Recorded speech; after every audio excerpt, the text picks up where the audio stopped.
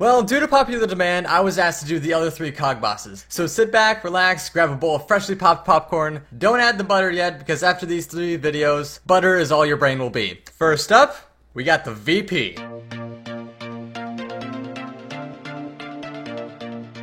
You have to do 10 factories in order to get your suit to fight the VP, and this is the only boss that has you obtain your suit from going through the factories in that HQ.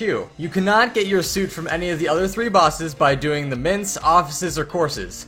You can get your suit parts for the boss battles by completing tasks after you're done with Donald's Dreamland tasks. First it's Cashbot parts, then Lawbot, then Bossbot. Before we go into the VP, we might as well tackle the factory first. The factory has a minimum cog level of 3 and a maximum cog level of 9. This is supposed to be the easiest cog factory in the entire game. The factory has 2 entrances, the front entrance and the side entrance. The side entrance has a 31 laugh requirement in order to go in there, even though you can still reach it from going through the front entrance. Restock barrels restock 5 gags each, instead of DA offices which restock only 3 gags. The factory has 2 different restock rooms, the first one being the paint room. It has the tune-up, feather and lipstick.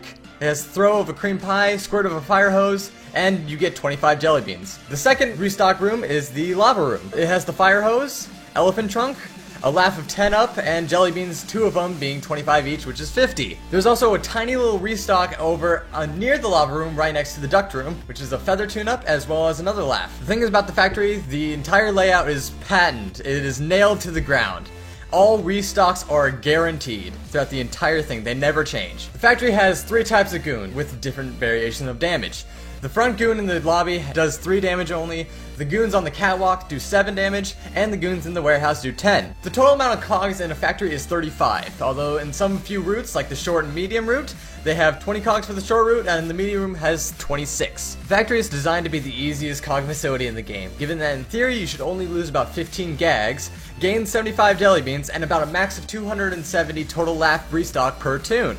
As far as every other basic thing you need to know about the factory, there are 4 level 3 cogs, 9 level 4 cogs, 9 level 5 cogs, 10 level 6 cogs, 2 level 7 cogs, and 1 level 9. Next thing I gotta tell you guys about is the strategies that I found while doing it factory by factory. And here's the disclaimer. There's way more than one strategy to complete a factory with, by all means. Here are some general facts that I have found by doing factory over factory over factory over factory. I'm not a professional, I'm just experienced. For a solo run, let's assume you have maxed the 4 core gags, or at least are close to maxing them. If you're just there to get the merits and get out as fast as possible, use a foghorn on a group of cogs with the highest level being 5. This will give you no experience, but if you have maxed fog, it's not like you're gonna need it anyways. For the first battle, I found that if you wait a bit for the first cog to move as far away as possible, it will take a while for the level 5 to get there, and by then, both the level 3s have joined the battle, allowing you to quickly dispose of them with an elephant trunk, leaving the level 5 out of the battle and not able to attack you. This will save you 1 fog to use later. As far as everything else goes, use a quick lure strategy to easily pick off the other cogs. Use a Hypno Goggle on a group of 4 cogs, and Magnets on a group of 3, given the fact that Magnets only lure cogs for 3 rounds and Hypnos for 4.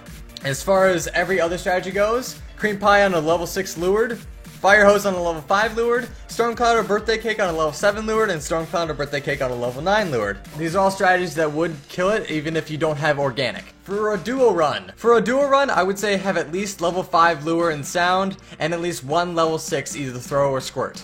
If you're planning on duoing an Auga and a trunk, or 2 trunks, take out a group of cogs with the highest level being 5. You have a possible max of 6 fogs available to you depending on who's with you. I'd say stock up on big magnets if you have them, because they will be your best fallback.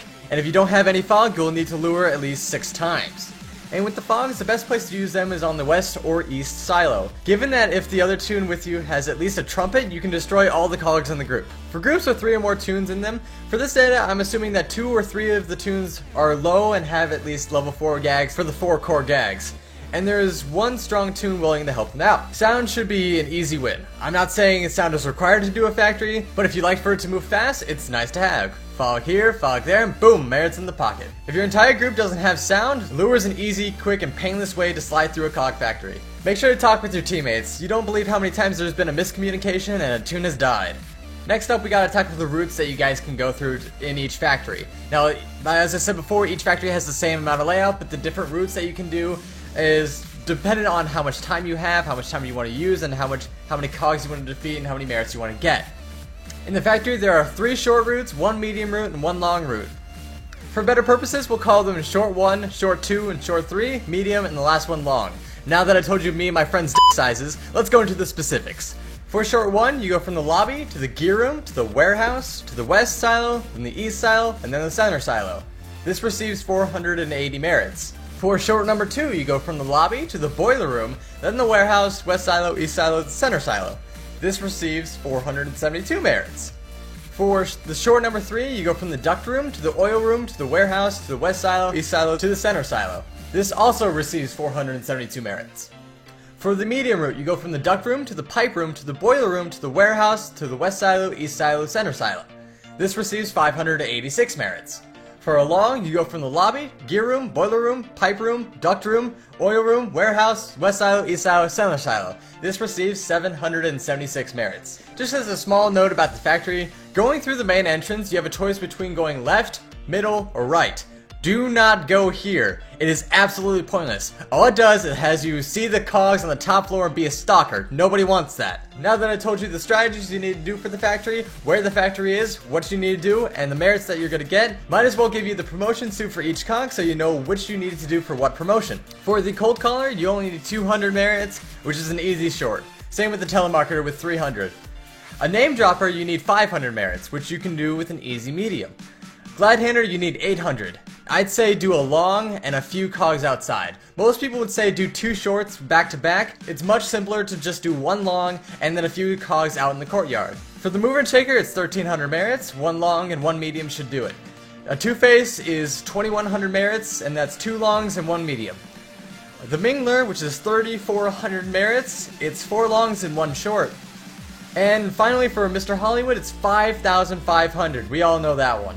7 longs plus 68 other merits. Do either 2, 3, or 4-story cog building.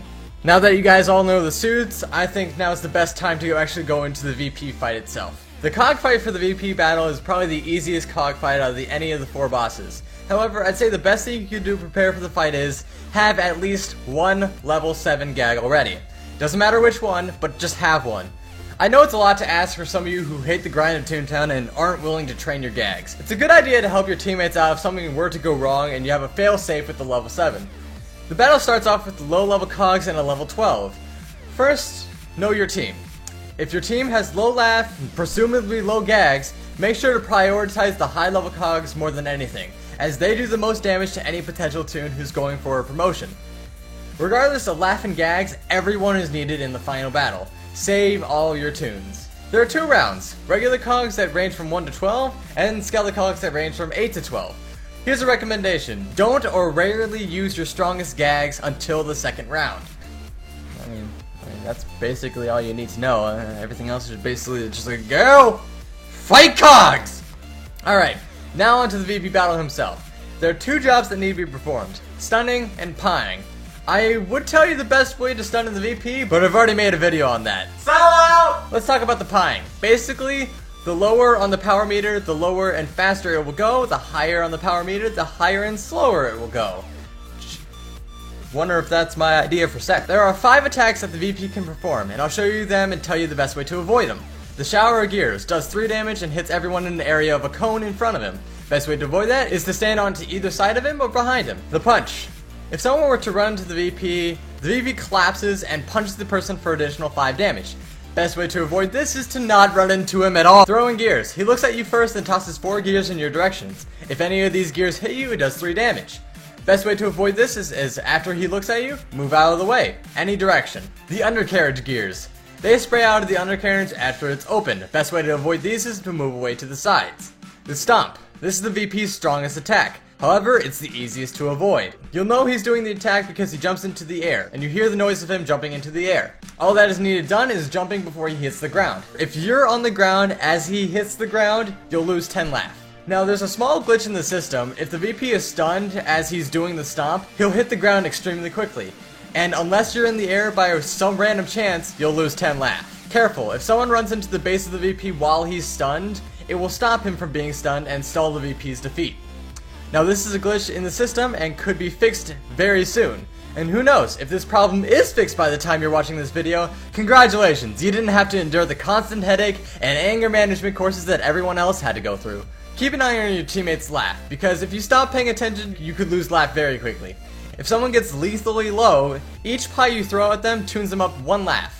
If you need a quick tune-up, gather 2 other tunes and spam them a few times. If you play your cards right, the stuns are good, the VP is stupid, it should be no problem to throw him off that cliff. Next thing I need you all to do is gather a few friends, do a few factories, and if you're ready, apply your knowledge you learned here to your next VP. I wish you all luck out there, and you all have a toontastic day.